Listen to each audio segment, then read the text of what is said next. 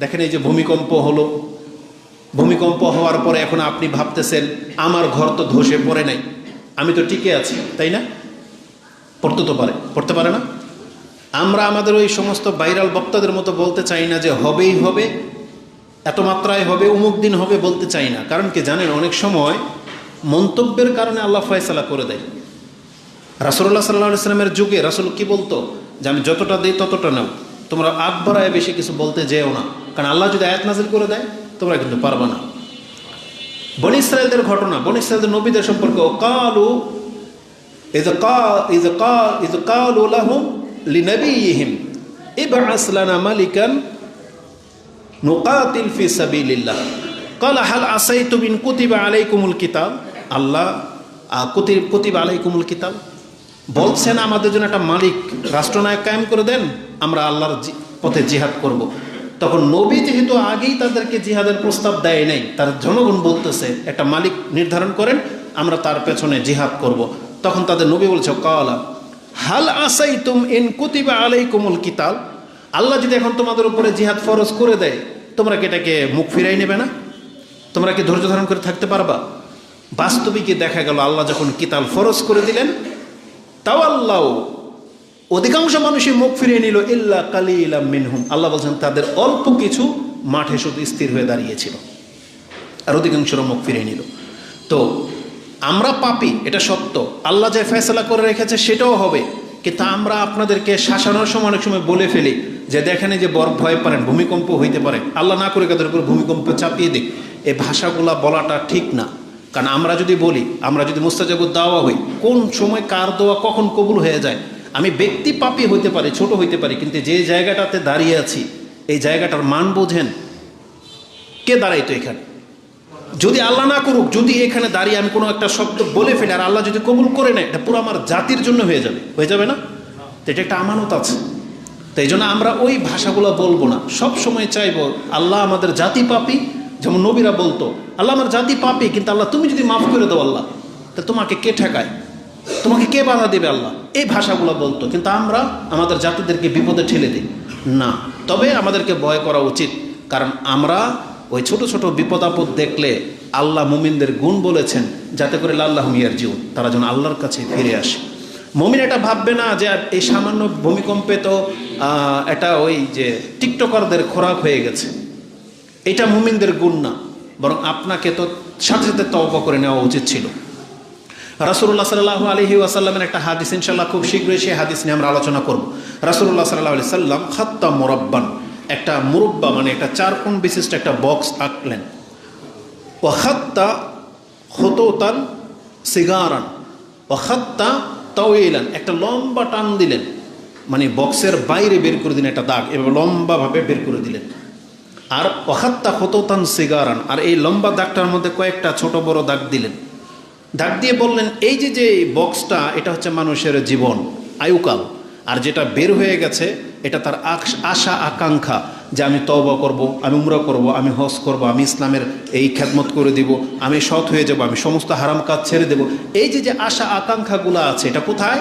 এই বক্সের বাইরে। আর বক্সের ভিতরে যে ছোট ছোট দাগ, এগুলো হচ্ছে তার বিপদ আপদ। তার এই যে যেমন করোনা গেল, মরি নেই, একটা বড় দাগ পার হয়েছে। এই যে আমরা যে পার হইতে হইতে আমাদের বর্ডারের দাগে চলে আসতেছি, এটা অধিকাংশ মানুষ আমরা খেয়াল করি না। এই যে ছোট্ট একটা ভূমিকম্প হয়েছে, একটা দাগ পার হয়ে গেছে, আপনি বলতেছেন না আমি কালকে তওবা করে নেব, কিন্তু করলেন না। কিন্তু বড় ভূমিকম্পটা যেদিন হয়ে যাবে, যেটার মধ্যে আপনার আমার মৃত্যু লেখা আছে, ওই বড় বিপর্যয়টা যখন চলে আসবে, যেই দিন আপনার আমার মৃত্যুটা লেখা আছে, এটা যে কালকে, এটা যে একটু পরে, এটা কে জানি? কেউ জানি না। তো এই জন্য আল্লাহ সুবহানাহু ওয়া তাআলা আগে ছোট ছোট ধাক্কা দেন, যাতে করে ওকে রিয়ালাইজ করানো যায়, ওকে বোঝানো যায় যে তোর সময় কিন্তু ঘনায় চলে আসছে। তো যেই ব্যক্তিটা বুঝতে পারে আর তওবা করে নিল, এটা হচ্ছে সৌভাগ্যবান ব্যক্তি। এখন আমরা কয়জন সেই ব্যক্তি? ভূমিকম্পের পর এমন তো হয় নাই যে মসজিদগুলো আলহামদুলিল্লাহ সকাল 10টা বাজে ভরে গেছে, হয়েছে এমনটা হয়নি, বরং মানুষ এগুলো নিয়ে টল করে। এটা কোনো মুসলিমদের চরিত্র হইতে পারে না। এই জন্য সব সময় আল্লাহর কাছে নিরাপত্তা চাইবেন। আসুন, যেহেতু আমাদের খুতবা দেখেন ঘড়ির কাঁটা 10 মিনিট পার হয়ে চলে গেছে, তা আমরা বলেছি সকাল সন্ধ্যার জিকির আজকারগুলো নিয়ে আমরা কথা বলবো। গত পর্বে আমরা সকাল সন্ধ্যার জিকির নিয়ে কথা বলেছি। তাতে আমরা মাত্র 3টা দোয়া উল্লেখ করেছি। আমরা টাইমিং নিয়ে খুতবা দেব ইনশাআল্লাহ। তো সকাল সন্ধ্যা এটা এমন একটা সময়, যেই সন্ধ্যা সবার আসে, যেই সকাল সবার আসে, আমাদের নবীরও আসতো, কিন্তু পার্থক্য হলো আমাদের নবী সাল্লাল্লাহু আলাইহি সাল্লাম তিনি সকালটাকে কিভাবে পার করতেন এটা আপনি খোঁজেনও না, জানেনও না, আর জানলেও সেটা আপনি অ্যাপ্লাই করতেছেন না। এটা হচ্ছে আমাদের নবীদের মধ্যে একটা বড় পার্থক্য। অথচ আমাদেরকে বলা হয়েছে যে নবীকে অনুসরণ করো, নবী যা দেয় তা নেও, যা থেকে নিষেধ করে তা থেকে বিরত থাকো। মানে আমাদেরকে এই পথটা দেখিয়ে দেওয়া হয়েছে, একটা নমুনা, যে তুমি নমুনা মোতাবেক আসো, এটাই না ম্যাপ। তা আমাদের ম্যাপ হচ্ছে মুহাম্মদুর রাসূলুল্লাহ সাল্লাল্লাহু আলাইহি ওয়াসাল্লাম, কিন্তু আমরা সেই ম্যাপ অনুযায়ী চলি না, আমরা নিজের আর একটা রাস্তা তৈরি করে নিতে চাচ্ছি। ওইভাবে আল্লাহ পর্যন্ত পৌঁছা যাবে না। এজন্য যখন আমরা রাস্তা তৈরি করতে যাই তখনই আমরা বিভিন্ন বিপদ আপদের মধ্যে পতিত হই, বড় ধরনের ধাক্কা খাই। আর যে রাস্তাটা রাসূল তৈরি করে রেখে গেছেন এটা হচ্ছে নিরাপদ রাস্তা। এই জঙ্গলকে রাসূল সাল্লাল্লাহু আলাইহি ওয়াসাল্লাম সাফ করে দিয়েছেন। লাইলুহা কানাহারিহা, রাসূল বলেছেন এই পথের রাস্তা এত স্পষ্ট যেটা রাত দিন উভয় সমান, এখানে কোনো ধোঁকা নাই। কিন্তু আমরা সেই পথ দিয়ে হাঁটতে চাচ্ছি না, এটা উচিত নয়। তো আসুন আমি আপনাকে দেখাই সকাল সন্ধ্যার জিকিরের গুরুত্ব কত। কোরআনে আল্লাহ সুবহানাহু ওয়া তাআলা এই মর্মে বহু আয়াত রেখেছেন। আমরা গত পর্বে 3টা আলোচনা করেছি আয়াত, আজকে আরও 2টা আপনাকে স্মরণ করিয়ে দিই। সূরা গাফির, মুমিনুন 40 নম্বর সূরার 55 নম্বর আয়াত আল্লাহ বলেছেন ফাসবির, তুমি ধৈর্য ধারণ করো, ইন্না ওয়াদাল্লাহি হাক্কুন, নিশ্চয় আল্লাহর ওয়াদা হচ্ছে সত্য। ওয়াস্তাগফির লিযামবিক, তুমি তোমার অপরাধের কারণে আল্লাহর কাছে ক্ষমা চাও।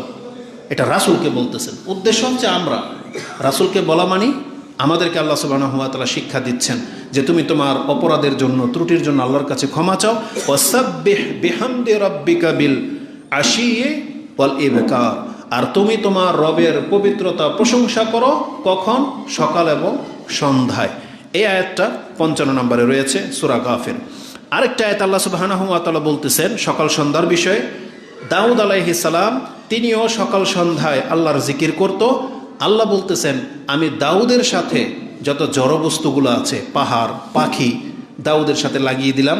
দাউদ যা বলে এই পাহাড়গুলো, পাখি, গাছপালাগুলো তাই করে। যদি দাউদ আলাইহিস সালাম যদি কোনো পাহাড়কে বলতো একরকম হয়ে যাও, সব একরকম হয়ে যেত। গাছকে যদি বলতো আমার সামনে আসো, সামনে আসতো। পাখিগুলো সব লাইন ধরে কাতার বন্ধ হয়ে স্থির হয়ে যেত। এটা দাউদ আলাইহিস সালামকে এতটা ক্ষমতা দেওয়া হয়েছিল।